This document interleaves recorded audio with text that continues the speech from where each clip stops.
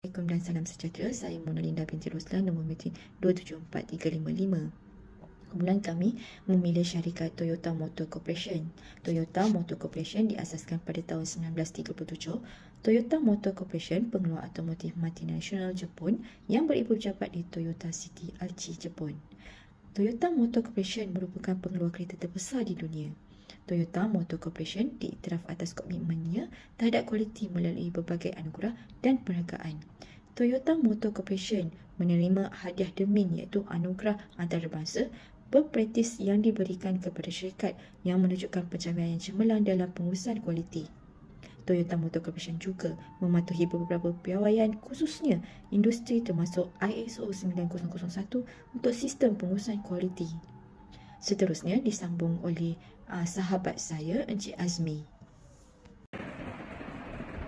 Assalamualaikum, saya Muhammad Azmi bin Muhammad Rusli, nombor metrik 274393. Saya akan teruskan dengan kenal pasti masalah berkaitan pengurusan kualiti.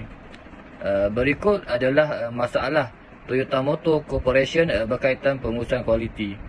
Yang pertama adalah berkaitan dengan aduan pelanggan. Di mana Toyota telah menghadapi pelbagai aduan pelanggan selama ini. Aduan ini terdiri daripada kebimbangan mengenai kebolehpercayaan produk dan isu prestasi kepada isu yang berkaitan dengan perkhidmatan pelanggan dan pengalaman pengedar. Berdasarkan data daripada Rahul 2022, Toyota menghadapi kritikan kerana pengendaliannya terhadap isu pecutan yang tidak diingini. Kerana ada yang percaya syarikat itu lambat menangani masalah itu dan menyampaikan penarikan balik dan pembentulan yang diperlukan kepada pelanggan yang terjejas. Masalah yang kedua adalah kecacatan produk, di mana Toyota mempunyai contoh yang ketara di mana kecacatan produk menyebabkan penarikan balik dan penelitian awam yang ketara. Sebagai contoh, penarikan balik yang dihebahkan secara meluas pada 2009 hingga 2010 disebabkan pecutan yang tidak disengajakan menyalahkan isu pengurusan kualiti yang penting bagi syarikat. Masalah yang seterusnya adalah masa henti. Seperti mana-mana organisasi pembuatan, Toyota berkemungkinan mengalami cabaran yang berkaitan dengan masa henti yang boleh berpunca daripada kegagalan peralatan, gangguan rantaian bekalan atau faktor lain. Menurut data daripada Barron's 2022, Toyota memotong semula rancangan pengeluarannya pada 2022 kerana COVID-19. Toyota mengambil masa henti tambahan di beberapa kilang pada minggu Jun 2022. Pengeluaran yang hilang berjumlah kira-kira 50,000 unit. Masalah yang keempat adalah berkenaan dengan kebimbangan keselamatan, di mana ia perlu memastikan keselamatan kenderaan mereka dan menangani kebimbangan keselamatan dengan segera adalah penting untuk mereka. Menurut data daripada Barron's 2022, isu berkaitan keselamatan lalu seperti beg udara yang rosak telah mengakibatkan penarikan balik dan persepsi negatif orang ramai. Pertumbuhan pesat Toyota menjejaskan kualiti produknya dan syarikat itu dilaporkan berkompromi dengan teknik pembuatannya. Dan masalah yang terakhir adalah ergonomik, iaitu Toyota seperti pengeluar automotif lain berusaha untuk memastikan reka bentuk dan ergonomik kenderaan mereka selesa dan mesra pengguna. Walau bagaimanapun, mungkin terdapat keadaan di mana isu ergonomik timbul yang membawa kepada ketidakselesaan atau ketidakselesaan bagi pemandu atau penumpang. Itu sahaja daripada saya. Terima kasih. Assalamualaikum warahmatullahi taala wabarakatuh. Nama saya Muhammad Fahmi bin Hamsan, bernombor metrik 274261. Terima kasih kepada sahabat saya atas penjelasan sebentar tadi. Saya akan menerangkan iaitu Anisa alat kawalan kualiti. Bagi memastikan permasalahan Toyota diatasi dengan pendekatan yang sistematik, alat kualiti ialah teknik atau metodologi yang digunakan untuk menganalisis dan menyelesaikan masalah yang berkaitan dengan pengurusan kualiti. Di antara 5 permasalahan yang berkaitan dengan pengurusan kualiti seperti di atas, isu terbesar yang dihadapi oleh Toyota adalah kecacatan produk. Alat kawalan kualiti melalui diagram sebab dan akibat atau lebih dikenali sebagai analisis tulang ikan yang diperkenalkan oleh pengkaji dalam bidang pengurusan kualiti dari Jepun, Dr. Kaoru Ishikawa. Itu yang pertama, tenaga kerja. Kecacatan produk disebabkan oleh tenaga kerja adalah kesilapan yang berlaku daripada faktor pekerja itu sendiri. Kecacatan produk juga boleh dilakukan oleh pekerja mahir akibat dari beban kerja yang bertambah, dan kesilapan pembuatan juga boleh berlaku apabila kurangnya pemantauan dari penyelia yang boleh berlaku di mana-mana peringkat proses pembuatan hingga pemasangan akhir produk. Yang kedua iaitu bahan.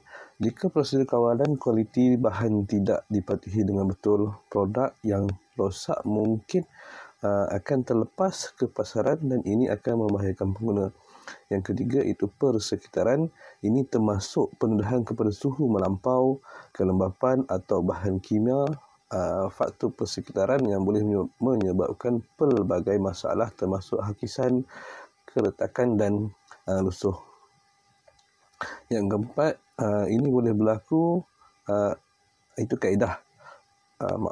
Ini boleh berlaku apabila reka bentuk tidak diuji secukupnya. Kepanjangan reka bentuk boleh membawa kepada pelbagai masalah termasuk bahaya keselamatan, isu prestasi dan masalah ketahanan. Dan jika proses pemantauan pembuatan diubah tanpa diuji dahulu, ia mungkin akan menyebabkan kecacatan baru dalam produk. Yang kelima iaitu mesin. Ini berlaku apabila mesin yang diselenggara tidak mengikut piawaian yang telah ditetapkan Toyota, dan ini telah menyebabkan berlakunya kecederaan dan kemalangan oleh pengguna.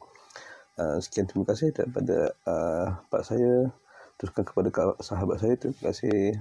Hai, Assalamualaikum dan salam sejahtera. Nama saya Nik Zarina binti Rosli. Nombor matrik 274448. Okey, pelan tindakan yang perlu dilakukan oleh Toyota. Yang pertama, kenal pasti dan utamakan isu kualiti. Toyota perlu semak semula aduan pelanggan, kecacatan produk, masa henti, downtime, kebimbangan keselamatan dan ergonomik demi mengutamakan kesan terhadap kepuasan pelanggan, keselamatan, objektif perniagaan keseluruhannya. Yang kedua, kena fahami punca utama. Toyota perlu menjalankan analisis punca yang menyeluruh untuk setiap isu kualiti dengan menggunakan alat ukur seperti teknik 5Y method, FMEA, Failure Mode Effect Analysis atau alat lain yang dirasakan sesuai. Nombor 3, tetapkan objektif yang jelas. Toyota harus tentukan objektif khusus untuk menangani setiap isu kualiti. Objektif ini seperti SMART, khusus, boleh diukur, boleh dicapai, berkaitan dan terikat masa, dan harus sejajar dengan matlamat kualiti keseluruhan Toyota. Yang keempat, membangunkan pelan tindakan. Toyota perlu beri perhatian adalah dengan menggariskan aktiviti, tanggungjawab, garis masa dan sumber yang diperlukan. Selain itu, mereka perlu mempertimbangkan penglibatan pasukan merentas fungsi kerana isu kualiti memerlukan kerjasama merentas jabatan atau fungsi yang berbeza. Yang kelima, laksanakan tindakan pembetulan.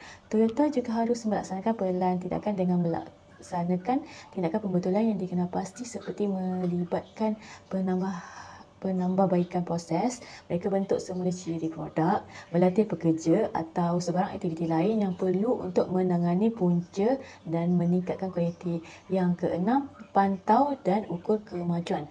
Toyota boleh mewujudkan sistem pemantauan dan pengukuran untuk mengesan kemajuan pelan tindakan.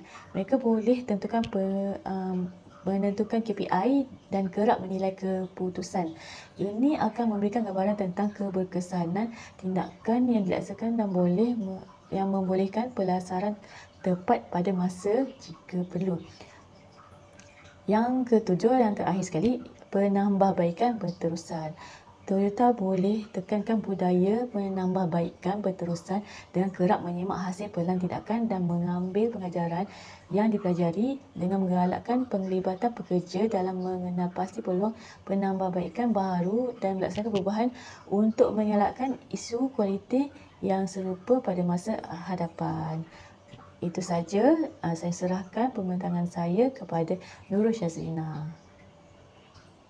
Assalamualaikum dan salam sejahtera. Saya Nurul Syazrina Nuriana binti Junaidin, nombor matrik 274567, akan membentangkan strategi komunikasi dan juga cadangan penyelesaian. Kaedah pemantauan syarikat Toyota pula adalah penjejakan aduan pelanggan, di mana Toyota melaksanakan proses sistematik untuk menjejak dan menganalisis aduan pelanggan. Ini juga melibatkan penyelenggaraan pangkalan data untuk merekod dan juga mengkategorikan aduan pelanggan, menganalisis arah aliran dan corak untuk mengenal pasti isu yang berulang. Toyota juga menganalisis kecacatan produk, contohnya mewujudkan sistem yang teguh untuk memantau dan menganalisis kecacatan produk. Ini juga boleh termasuk menjalankan pemeriksaan dan ujian tetap semasa proses pengeluaran, melaksanakan pemeriksaan kawalan kualiti dan menganalisis kadar kecacatan dan trend untuk menangani isu yang berpotensi dan juga meningkatkan kualiti produk. Selain itu juga, Toyota juga membuat pemantauan masa henti, di mana melaksanakan langkah untuk menjejak dan memantau masa henti bagi mengenal pasti kawasan yang boleh dibuat penambahbaikan. Selain itu, Toyota juga membuat audit dan juga pemeriksaan keselamatan. Bagi menjalankan audit tersebut, pemeriksaan keselamatan secara berkala untuk memastikan pematuhan dengan peraturan dan piawai keselamatan. Ini juga melibatkan pemantauan keadaan tempat kerja, mengesahkan pemantauan